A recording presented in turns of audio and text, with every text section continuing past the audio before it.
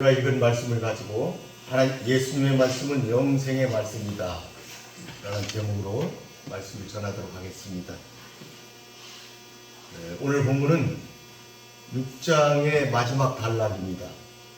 생명의 떡과 관련한 예수님의 교훈으로 인해 유대인들의 논란이 일어나고 인자의 살과 피에 관한 예수님의 거듭된 교훈에 대해 제자들이 보인 상반된 두 가지 반응에 대해 보도하고 있습니다. 즉 떠난 자와 남은 자에 대한 기록입니다. 예수님은 가버나움 회당에서 내가 곧 생명의 떡이다 라는 사실을 가르치셨습니다. 너희 조상들은 광야에서 만나를 먹었어도 죽었지만 내가 주는 떡은 하늘에서 내려오는 떡이니 사람으로 하여금 먹고 죽지 아니하게 하는 것이다. 이렇게 말씀하시면서 나는 하늘에서 내려온 살아있는 떡이다. 사람이 이 떡을 먹으면 영생할 것이다. 내가 줄 떡은 곧 세상의 생명을 위한 내 살이다. 이렇게 말씀하셨습니다. 그러자 유대인들이 서로 다투며 이 사람이 어찌 능히 자기의 살을 우리에게 주어 먹게 하겠느냐 이렇게 다투었습니다. 그러나 예수님은 더 나아가 내 살은 참된 양식이요 내 피는 참된 음료라면서 내 살을 먹고 내 피를 마시는 자는 내 안에 거하고 나도 그의 안에 거하나니 이것은 하늘에서 내려온 떡이니 조상들이 먹고도 죽은 그것과 같이 아니하여 이 떡을 먹는 자는 영원히 살 것이다. 이렇게 예수님이 말씀하셨습니다. 제자들은 이 말씀을 듣고 살과 피에 관한 예수님의 말씀이 어렵다고 수군거렸습니다. 이에 예수님은 자신의 교훈, 하늘에서 내려온 떡이 영적 차원에서 생명의 교훈인데 잊지를 못하니 그렇다면 자신이 하늘로 올라가는 것을 보면 그때는 어떻게 하겠느냐 물으셨습니다.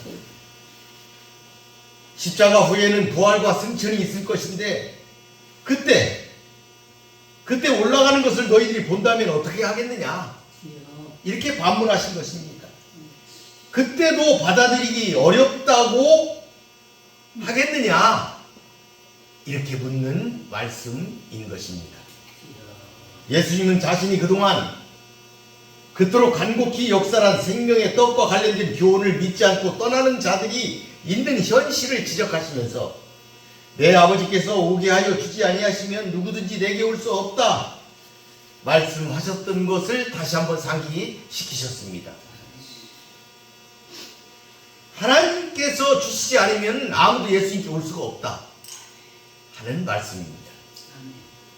사랑하는 성도 여러분, 예수님은 하나님이 보내신 생명의 주 되심을 믿고 그 영생의 말씀을 따라 남은 자로 사시는 성도 되시기를 바라겠습니다. 66절에 보니까 그때부터 그의 제자 중에서 많은 사람이 떠나가고 다시 그와 함께 다니지 아니하더라. 믿음이 없는 유대인들에게는 예수님의 말씀을 받아들인다는 것이 거의 불가능한 일이었고 제자 중에도 영적 지혜를 소유하지 못한 이들이 있었음을 알게 하는 말씀입니다. 그 제자들이 모두 떠나갔다. 이렇게 성경은 기록하고 있습니다. 성경에서 보통 제자라는 그 쓰인 용례를 보게 되면 요한의 제자, 모세의 제자, 바리새인의 제자, 또 예수님의 제자를 가리키는 의미로 제자라는 말이 사용되고 있습니다.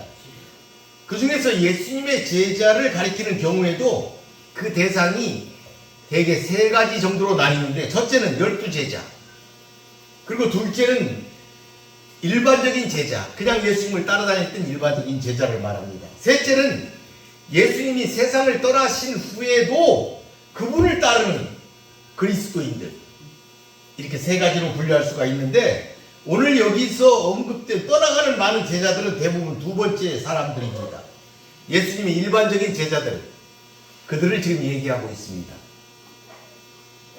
이들은 허다한 무리로 일컬어질 만큼 그 수가 많았으며 단순히 예수님의 말씀도 듣고 병고침도 얻고자 찾아오는 백성들과는 구별된 자들이었습니다. 즉 예수님을 이들은 지속적으로 따르던 자들이었던 것이죠. 그 제자의 허다한 무리들 중에서 상당수가 예수님을 버리고 떠나게 된 것입니다. 말하자면 예수님 따르기를 포기한 자들입니다.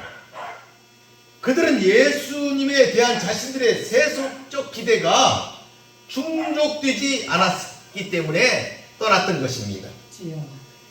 예수의 설교가 그들이 기대한 바와 전혀 일치하지 못하자 미련 없이 예수님을 떠난 것입니다. 진정 예수의 제자가 되고자 하면 자기를 부인하는 것과 자기 십자가를 지는 것이 선행되어야 되는데 그들에게는 이 두 요소가 결여되어 있었다 하는 것이 문제의 핵심입니다. 지금도 많은 이들이 예수님을 떠나고 교회 공동체를 떠나고 있습니다. 그들이 교회를 떠나는 이유는 왜 예수님을 찾아왔는지에 관한 이유와 관련이 있습니다.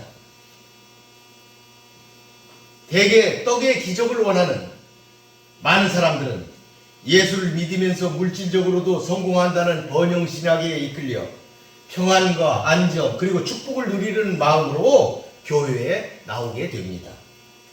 예수님을 따르던 당시 많은 무리들과 같은 경우입니다. 이들에게는 예수 그리스도를 통하여 인생 전반을 고치겠다는 결단이 없기 때문에 하나님의 말씀을 제대로 받을 수가 없게 되는 것입니다. 또 한 가지 부류는 현대 교회가 생명력을 잃었기 때문에 많은 이들이 교회를 떠나기도 합니다. 아무리 하나님의 말씀이 좋다 할지라도 그것을 믿는 무리의 삶의 궤적에 배울 점이 없다면 교회의 영향력이 없어지게 되는 것입니다. 그것은 맛을 잃은 소금과 같게 되는 경우입니다. 그래서 밖에 버리워지고 사람들에게 밟히게 되는 것입니다. 여러분, 하나님의 말씀은 인생 전반을 고치고 치유하는 것이지 사람의 귀만 즐겁게 하는 것이 아닙니다. 사람에게 거센 도전과 격렬한 반전을 주는 것이 하나님의 말씀입니다. 이 땅에서 잘 살겠다는 번영신학의 유혹을 벗어버리고 영원한 생명을 얻겠다는 결단으로 그리스도 안에 거하는 성도가 되시기를 바라겠습니다. 67절에 보니까 예수께서 12 제자에게 이르시되 너희도 가려느냐. 이 질문은 부정적 답을 기대하는 질문처럼 보이지만은 실제는 너희까지 가버리기를 원하는 것은 아니지, 그렇지? 이렇게 되묻는 질문입니다. 이는 가룟 유다를 제외한 11 제자에 대한 그분의 신뢰를 나타냅니다. 따라서 예수님은 그 제자들이 자기를 떠나지 않을 줄을 믿고 이 질문을 하신 것입니다. 그런데 예수님은 왜 이렇게 냉담하게만 들리는 이 질문을 던지신 것입니까? 그것은 바로 믿음이란 또 잠든 제자의 길이란 누가 인도해주고 격려해 주어서 가는 것이 아니기 때문입니다. 참된 제자의 길이란 바로 이런 것입니다. 사람들이 떼지어 이리 몰려가고 함께 따라가고 사람들이 떼지어 저리 몰려가고 해서 그리로 쏠려서 따라가는 것은 참 믿음이라고 볼 수가 없습니다. 누군가 꼭 위로해주고 격려해 주어야 함께 가는 믿음은 믿음이 아닙니다. 믿음의 길과 제자의 길이란 주변의 상황에 영향을 받아서 갈 수 있는 길이 아닙니다. 남이야 어떻든 나는 내 길을 간다는 분명하고 확실한 신념이 있는 자만이 가는 길입니다. 아멘. 어떠한 상황 속에서도 다른 사람이 다 다른 길로 갈지라도 자신만큼은 끝까지 주님의 길로 갈 수 있는 큰 믿음, 아멘. 확신하는 믿음을 가지시기를 바라겠습니다. 아멘. 68절에 보니까 시몬 베드로가 대답하되 주여 영생의 말씀이 주께 있사오니 우리가 누구에게로 가오리까?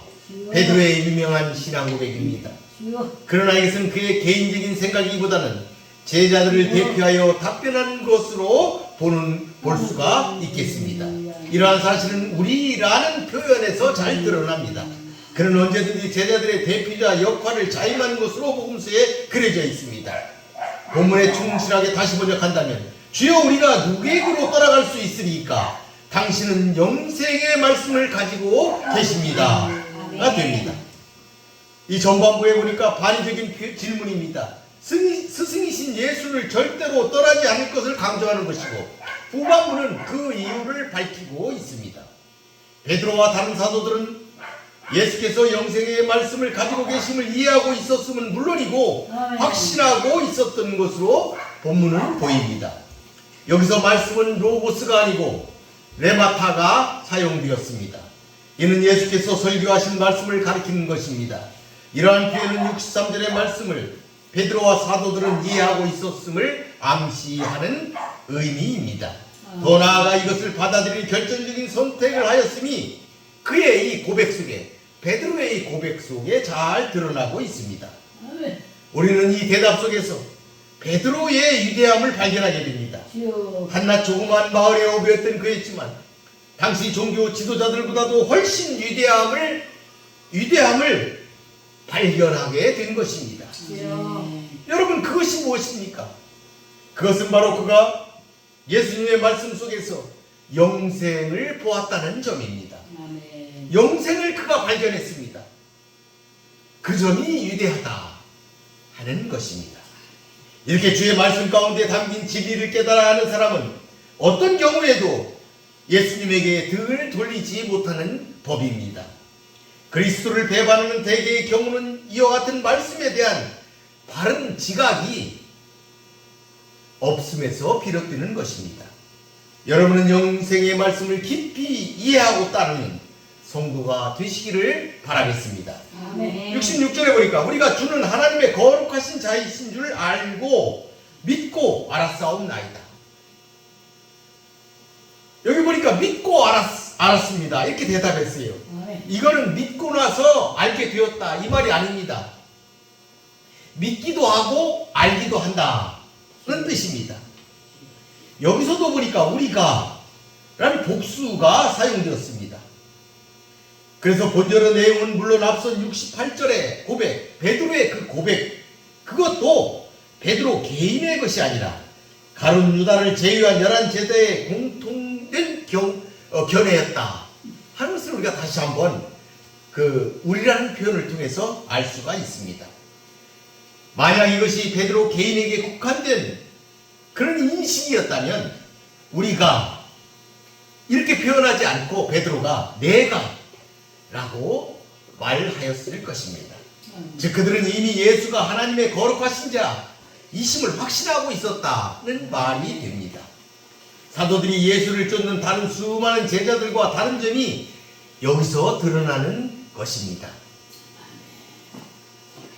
사도들은 예수를 가까이 모시고 다니는 동안 그분이 곧 하나님의 거룩하신 자이심을 깨닫게 된 것 같습니다. 물론 가롯 유다는 예외가 되겠습니다. 그가 다른 제자의 무리에 휩쓸려 예수를 버리고 떠나지는 않았지만 그는 처음부터 믿지 않는 자였습니다. 이 중요합니다. 가롯 유다는 처음부터 예수님을 믿지 않는 자였습니다. 예수님에 대한 확신과 그 지각의 중요성은 베드로와 가룟 유다의 삶을 통해 극명하게 대비되고 있습니다. 이 두 사람 다 베드로와 가룟 유다 둘 다 한때는 모두 예수님을 배반했습니다.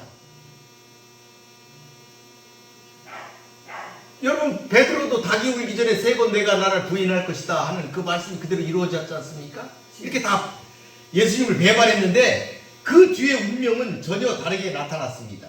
베드로는 곧 이를 회개하고 위대한 사도로서 거듭나 하나님의 계획과 목적에 따라 큰 일을 감당했지만 가룟 유다는 회개하지 못하고 영원한 멸망에 떨어짐과 동시에 치욕적인 이름을 역사에 남기고 만 것입니다. 우리도 베드로처럼 변화된 믿음을 가지려면 일단 성경 말씀으로 무장하여야 합니다. 그러면 달라지게 되어 있습니다. 그렇게 되면 공허하지 않습니다. 생각이 변하고 행동이 변하고 말이 달라지게 되어 있습니다. 인격이 변하고 세상 살아가는 방식이 달라지게 되어 있습니다. 그러므로 이제 여러분들은 성경을 읽으시며 말씀을 묵상하시기를 바라겠습니다.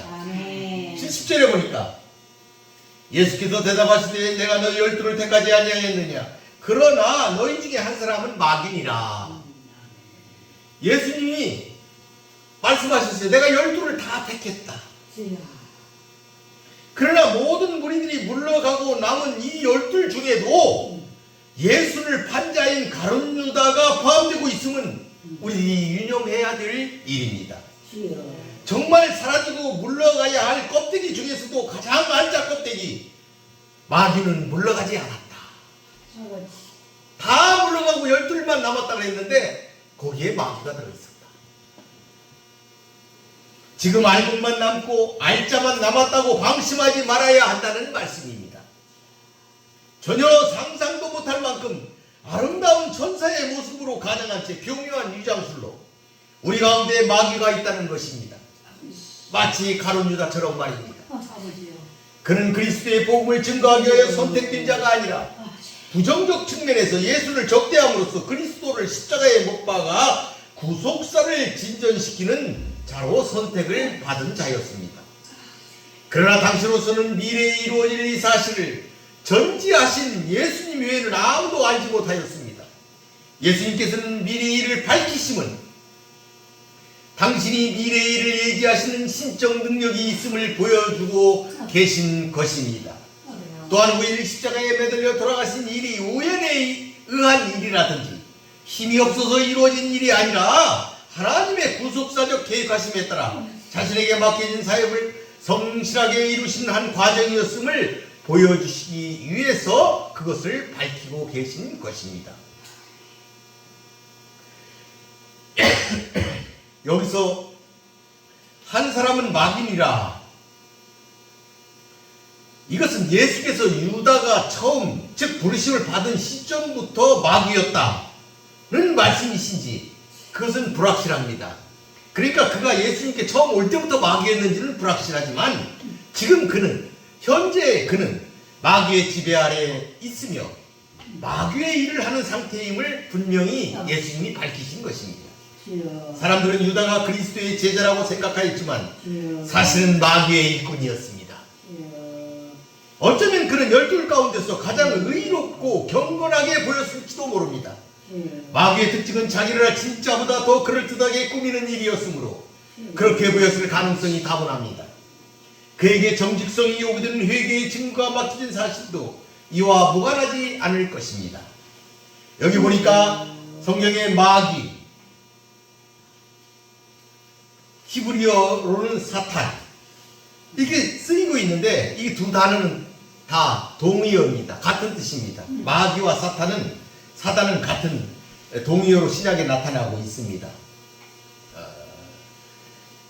요한의 문헌에서는, 사도 요한의 문헌에서는 이 두 명칭이 번갈아 가면서 마귀, 사단, 이게 번갈아 가며 나타납니다. 근데 바울은 대개 사타나스, 사단이라는 단어를 많이 썼습니다. 바울은 사단을 많이 썼고 사도 요한은 이 두 단어를 번갈아 가면서 사용을 했습니다. 그러므로 우리는 이 두 용어가 서로 다른 존재를 가리키는 것으로 오해하지 말아야 합니다. 마귀와 사단은 같은 동의어다. 이 용어가 귀신의 왕 사단과 동의어임을 우리가 깨달아야 합니다. 간혹 우리가 보면 신약 성경에 귀신이 나옵니다. 귀신이라는 단어가 나오는데 이 귀신이라는 단어는 다이모니언이라는 그 원어인데 귀신, 악령 이런 거를 의미하는데 이 귀신은 사단이나 우리가 지금까지 얘기했던 사단이나 마귀나 사단의 졸개를 귀신이다 이렇게 우리가 지칭을 합니다. 그러니까 귀신은 사단이나 마귀의 그 하위 개념입니다. 졸개다. 우리가 그렇게 이해를 하면서 성경을 읽기를 바라겠습니다. 루터는 이 마귀를 악마로 번역을 해서 많이 글을 썼습니다. 어쨌든 가룟 유다는 겉모양은 그리스도의 사도였지만 실제로는 사단의 도구였음이 분명합니다.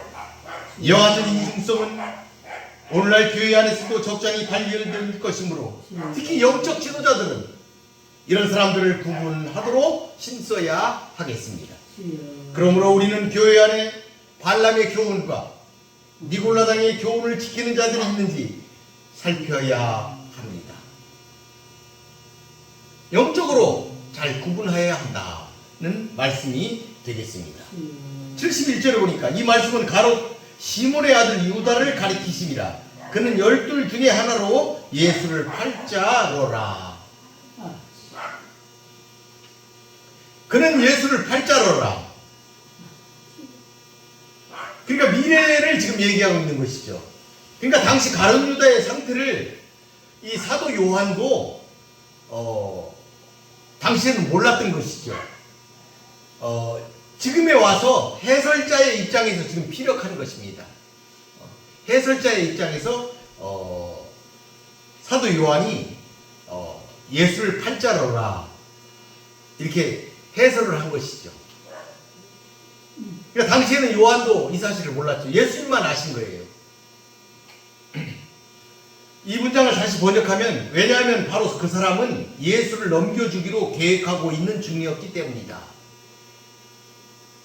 이렇게 본문을 의역할 수가 있겠습니다. 그런데 이 일은 사실 유다가 은밀히 진행 중인 일이었습니다. 그러니까 은밀하게 진행하던 일이었어요. 예수님을 파는 일. 그러니까 예수님을 그 대적의 손에 넘겨주는 일. 그것을 은밀하게 진행하고 있었다.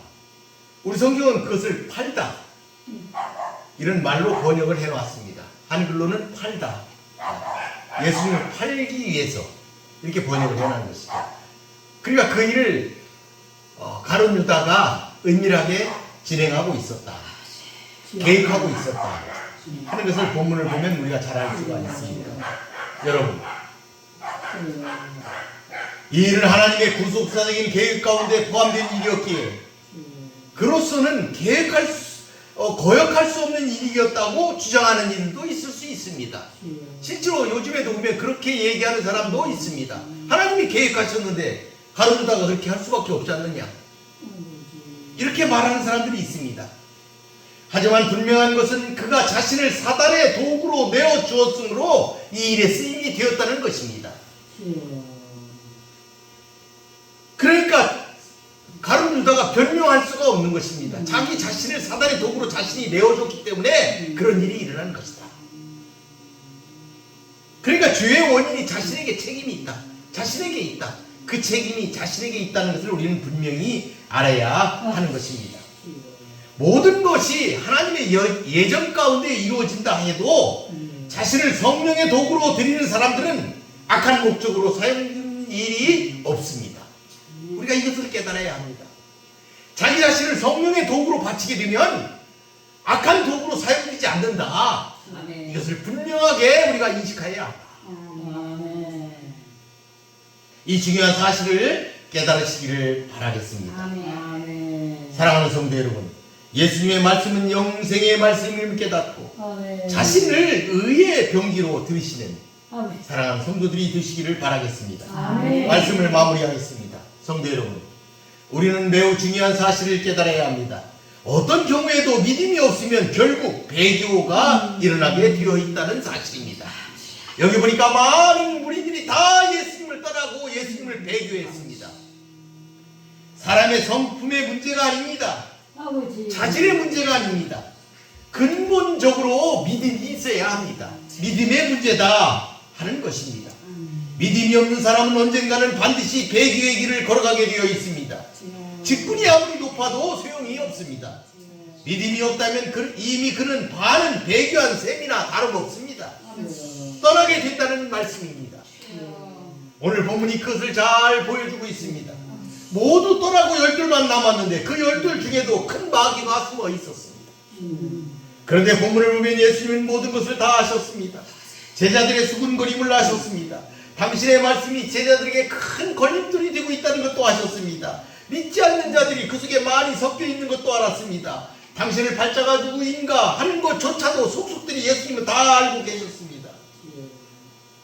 그런데도 인간은 자기가 다 안다고 말하고 있습니다. 그리고 자기가 다 모든 걸 아는 것처럼 말하기도 하고 행동하기도 합니다. 그렇지만 사실은 그들은 모두 다 영적 진리를 알지 못합니다. 보아도 보지 못하고 들어도 듣지 못하는 상태입니다. 어리석다 하는 것을 말하고 있습니다. 그래서 예수님은 자신의 교훈, 하늘에서 내려온 떡이라는 생명의 교훈을 주셨던 것입니다. 그런데도 제자들이 믿지 못하니, 그렇다면 자신이 하늘로 올라가는 것을 보면 그때는 어떻게 하겠느냐? 그때는 믿겠느냐? 이렇게 물으시는 것입니다. 주여. 사랑하는 성도 여러분, 예수님은 가버나움 회당에서 설교하신 영이요 생명이라는 설교 말씀, 자신의 말씀 속에 생명의 영과 생명의 능력이 존재함을 선포하신 귀한 말씀입니다. 아멘. 따라서 오늘도 그분의 말씀을 듣는 사람마다 생명을 얻게 된다는 선포가 됩니다. 아멘. 언제 어디서든 주의 말씀이 있는 곳에서는 새 생명의 역사가 일어납니다. 아멘. 믿음은 들음에서 나고 들음은 그리스도의 말씀으로 말미암다는 성경의 증거는 그 말씀이 지닌 능력이 얼마나 큰지 그것을 잘 보여주고 있습니다. 아멘. 그러므로 예수님의 말씀, 그 말씀이 있는 곳에서는 언제든지 영적 갱신을 기대할 수가 있습니다. 주여. 그러므로 여러분, 이 말씀을 기록한 성경을 항상 가까이 하시기를 바랍니다. 아멘. 여러분을 위로도 하고 깨우치게도 하고 힘을 주시는 것이 성경입니다. 아멘. 우리의 병들고 상처받은 영혼을 치유하려는 분명한 목적에 의해 기록된 것이 바로 성경입니다. 주여. 그러므로 세상의 헛된 곳에서 위로를 얻으려고 하지 마시기를 바랍니다. 성경을 통해서 여러분 위로받으시기를 바라겠습니다. 이 영생의 말씀을 갖고 승리하시는 성도가 되시기를 바라겠습니다. 아멘. 마치겠습니다. 기도하겠습니다. 고맙고 감사하신 하나님, 감사